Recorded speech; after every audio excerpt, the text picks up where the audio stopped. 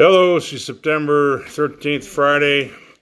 Just for entertainment, she's a full moon today, and the last time this will happen on a Friday, September 13th, or the next time it'll happen, is on the year 2171. So you might want, if you get a chance, you get a clear sky, you want to look at it tonight, because, hey, you're going to be really old by the time you get to look at it again.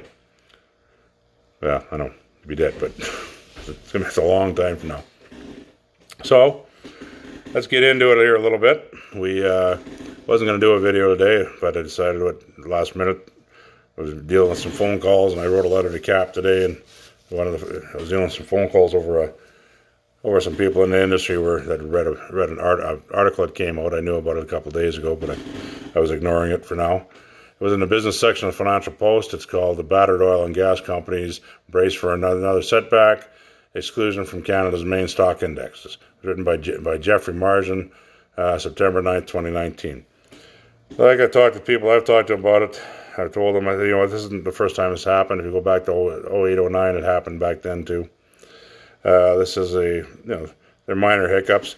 They point out that this is a precursor to bankruptcy. Well, in some respects, it is the precursor to bankruptcy. In other respects, it's not. But reality is it doesn't stop them from trading. It's not like they have a stop trade order on them. There aren't any of these things are happening. What happens? They've just they've fallen out of the financial requirements to be on the board. Is probably in most cases they're not trading enough to stay on the board. They don't have enough. It's not liquidity. One of these companies actually have money because they haven't been drilling, they haven't been doing any work. So they do have, in many cases, they have the liquidity, and that's one of the things that's written out in this article, that they have the liquidity. One, they're not handing it off to their shareholders, which they do a great deal of. A lot of these companies are 10 times the size they were when they first got on the board. But it shows you, again, one of the things we talked about in a previous video was the effects of quantitative easing in the U.S. when they started handing out so much capital and so much money. So now you've created businesses before that used to be smaller that are now bigger, as these companies have reduced in their capital cost their capital allowances because of this slowdown. What's happened is other companies have increased, so other companies are passing them, pushing them off the board. That's fine. They'll get back on there, right? They always do. It's just a matter of time. The industry's going to turn around. We have other issues that face the industry. We're one of them. We're a challenge to the industry, and the industry at some point is going to have to address it. That's why I wrote the letter to them. I'm not really interested in sitting there and talking to a bunch of guys that got placed on boards. Matter of fact, most of those people aren't going to be here. Most of those people, if they're there due to political and geopolitical circumstances. So as soon as those political and geopolitical circumstances change that we're seeing today, those people are gone. We have in the U.S. we have a nationalist populist president. They just did a 12,000 person survey across Canada, and in Canada we also have that survey came out. 70% of the population was receptive to the populist message. So nationalism was close to that number. In Europe, the same thing. So you're starting to see where these, where the strongholds of the globalist New World Order empire are starting to crumble. Right, what that eventually is going to take out the current fiat banking system, or the debt monetary system that's totally annihilated and destroyed everybody. It's we can get into it. I think we have got into it in the past, why it was created, how it was created, but we'll get into that, and we'll do a whole article on that, how that and the Brexit thing came about and all the rest of that stuff. But for now, we're looking at. With our personal issues in this, we have an election coming up. We have a prime minister that really doesn't care, right? Do I think he's just so arrogant he thinks he's going to win? No, I think what's happened is that he's probably been caught in a honey trap, right? And that's what this Epstein, this Nexavism, this Pedostas, all this stuff is of value. I keep telling people just wait, because it won't just be him caught. There'll be other people caught. So before you decide you're going to vote for one party or another, you better wait and pay attention to see who's still standing when this is all done and said. So it only makes sense because nobody acts that. It's asinine what he's doing, right? He's literally giving It's like his dad was giving the whole country this, right? I mean, how dare you, right? You sit in there at our pleasure, and our pleasure says you're out of here. Now I'll tell you who's going to win. The first person that stands there and says this: when I'm prime minister, you, Trudeau, are going to jail. Okay, yes, that's, we've seen that in the U.S. and to this day it still resonates with people. Lock her up. Well, let's just lock him up. Right? It's time to lock him up. And I think of that, you start getting your people chanting "lock him up," you can guarantee you're the new populist leader. And the people need to see populism. We need to see nationalism. And we've gotten carried away. Even if we look at our ownership, as we discuss over and over again, our ownership of our public companies is 85-90% foreign owned, primarily American. So if you start looking at what happened in the U.S. with Obama's 8 years and before, and as I think we're going to find out, really it's been about a 45, 50 year stretch with very little interference, where they've managed to include their, the deep state has been convoluted by people that are loyal to a New World agenda or a United Nations agenda. And that United Nations agenda, which people like to point out that the conservatives signed on to it, everybody signed on to it, but Mac's PPC leader did not sign on to it. Mac's PPC leader was part of this organization, so yes, he signed on to it. Right, so there's a bear shit in the woods. The bear shits in the woods. Right, that's just as simple as you can get it, guys. So let's just wait and see who survives this and who doesn't. But the first one that comes out and with the you're going to jail. I mean, does he belong in jail? Absolutely, right? I mean, you don't stop the investigations. I mean, I have one myself. We pointed it out, right? We're about to we'll hit the media with that. We'll let some of this stuff die down, and we'll get it off the media. We'll see who we're going to use, right? Probably Lily, but it might decide to heckle it. It might just use that. One of the Sun's editors that used to be a liberal that seems to be a little annoyed by Trudeau too. So we'll see what happens. But as far as these articles go, don't let these scare you too much. I mean, there's going to be transitions. There's going to be changes. I need you people, right? If you've been a worker in the oil and gas industry, particular, I need you to go and sign that petition. I need you to fill it out. If you're an oil field business, right? I need you to sign that petition. I need you guys to promote this, because if you don't promote it, especially the oil field businesses, here's the problem. Just like here, where if they don't comply, right, they get kicked off the board. If we don't comply, we get kicked off off our safety programs. Well, without our safety programs, we can't work. That's the extortion. Now, we've got into how the extortion exactly works, and you people understand it. Anybody's taking the safety builder course is taking it. I mean, you didn't go out of your way to steal my or our. When I say my, I'm talking about myself and the people that developed it.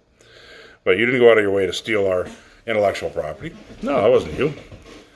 You didn't even know it was stolen. So it's the same thing as somebody selling you a pickup truck and they re-VINed it, and you're driving it around, and one day you get in a crash and they open the door and sort of looking at the VIN on the dash and realize you're driving a stolen pickup truck. Well, you can say that the guy sold it to you 2 years ago was a thief all you want, right? Guess what? Possession is 9/10 of the law. And that's kind of where I'm at. I mean, that's why our lawsuits work, if we have to go in that direction. And I mean, we don't want to go in that direction. We're going to try everything out. We're trying the fund me stuff. We're going to try some investment sites, all sorts of things to try to stop you people from having to pay. But I mean, that's kind of a shame. Where you sit there that you got no problem having us pay. You want us to pay for you and fight for you, but you don't want to help. If you don't want to help, why shouldn't I hurt you? You know what I'm saying? Nothing personal. I don't want to hurt you, but if you don't want to help out and you want the benefit of it, right? Then you got to pick a side. So I mean, we're providing you the cover. We're putting our businesses on hold. We're putting our livelihoods at home. We're hurting our families, so you don't have to do that, because the governments and the bureaucrats and the deep state and the environmentalists, they've already hurt you. So we're trying not to. But at the same time, our industry can't get away. They can't see through. They can't see clear of where they're at. So, you know what? That's fine. We have other ways of doing it. So if you don't want to support this, just simply say, Tim, go to hell. Okay? We'll go to the next step. It's fine. I got no problem with that. But, if you stand there and, we get lots of likes and lots of shares, but here, we need lots of likes, we need lots of shares, but we need you to support it, right? Move this around. We need people to see it, right? If that's all you can afford to do is share it and like it, we'll share it and like it, right? There's lots of videos we're going to keep producing, just keep hammering them. At some point, we get enough interest, right? Subscribe to the damn thing so you know when the videos come out. When you know when the videos come out, guess what? If you subscribe, you really don't want to watch it. Hit like, right? Share, subscribe it. At some point, we'll get enough views that we'll let YouTube fund us. We'll let Bezos fund us. See what happens. But anyhow, I doubt that's going to happen. So the whole point is, this is kind of lately become more political than we wanted to get into. But it is that time of year. A good portion of this was done purposely to be political, and so that aspect of it is still here. A certain portion of it, the PMO lawsuit, all these things were designed to either you're going to change the direction and increase and truly affect safety and the environment, or it was going to be used against you, and it was used against them, and now there's still more to go. I mean, that's next week. I'm going to take a bit of time off. I got some relatives up here I'd like to spend some time visiting. So, that's kind of where we're at. You guys can like this video. You can share it. We can go forward from there. The oil patch stuff, don't get too concerned with that, right? We'll carry on. I'm going to come out with a new environmental challenge. So I'm a little happy to see that Kenny's starting to step up. The oil company started to step it up. They started their crusade against the anti-pipeline stuff. Really got heated as soon as Trump won the midterms down in the States. But that has to do with who's sitting on their board of directors and who the ownership profile is. So you start looking at the ownership profile. The problem is as soon as Trump won the midterms down there and kept the hold of the Senate, that meant that they had an issue with this December 21st, 2017 executive order, the confiscation of assets of individuals and groups involved in human rights abuses and corruption. And that pertains particularly to governments, any government or any government relationship. So what we've done by pointing out the different things, we've kind of put the spotlight on Canada and Canada's industry. Are these guys annoyed about it? Well, they shouldn't be. Again, when I wrote that letter today to them, I specifically really want to talk to the entrepreneurs that are still left, and those are generally the people that started these various oil companies, because there's not going to be a lot of entrepreneurs the way our system works, especially our public companies. We kill the entrepreneurial spirit because we're looking for more accounting and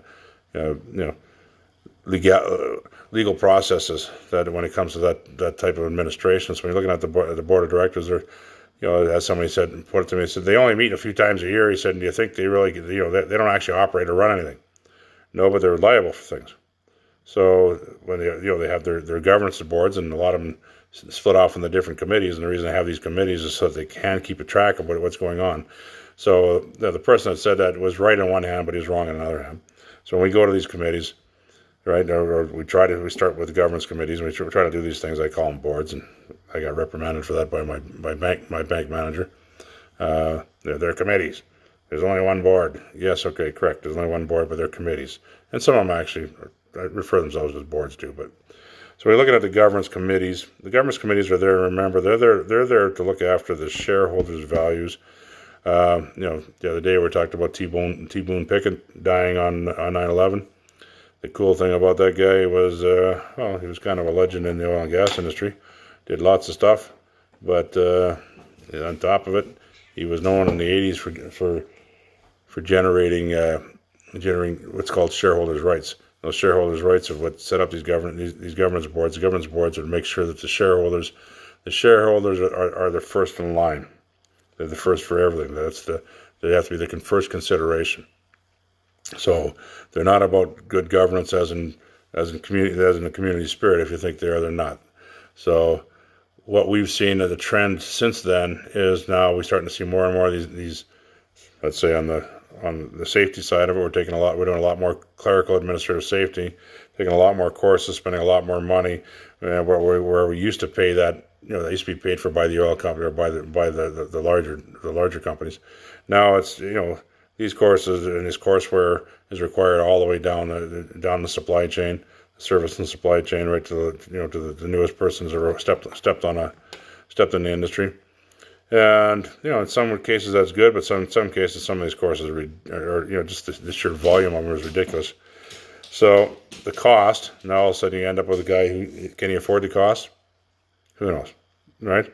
But there's only certain ways to get money when there is no money, right? Either you put it on credit, you borrow, which is borrow it, right? You borrow it from somebody else. My dog, there's another dog out there because it seems like I'm Grand Central Station out of the farm here today. So again, you borrow it, you steal it, you prostitute yourself one way or another to get it. So that's the only ways you're going to get your money, right? To buy these courses, and the problem is now you got the courses and you're sitting there and there's no work. There's no guarantee of work, but without the courses you can't work. Same thing works on the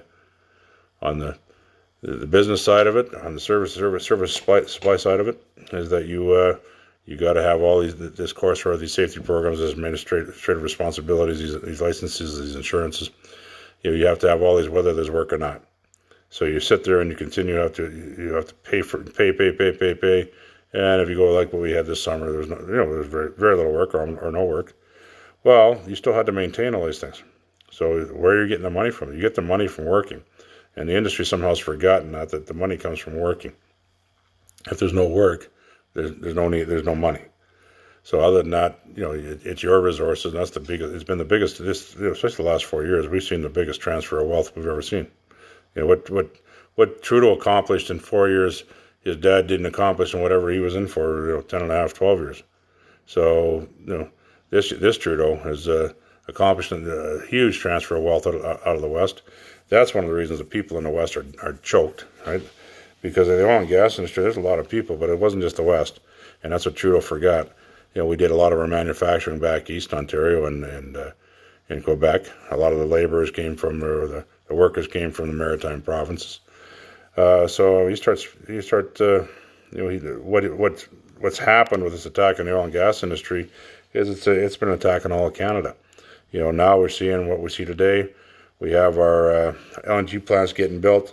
Here he is out in, bringing in tariff-free, duty-free, tax-free steel from China, Chinese steel. Well, hopefully it lasts. I mean, the problem with a lot of this Chinese crap nowadays, I mean, as we all know, you don't have to worry about going to war against China. You just got to sit back for about 3 days and all their crap will fall out of the sky and their own ships will sink. I mean, I can't see them building anything for themselves any better than they build it for us.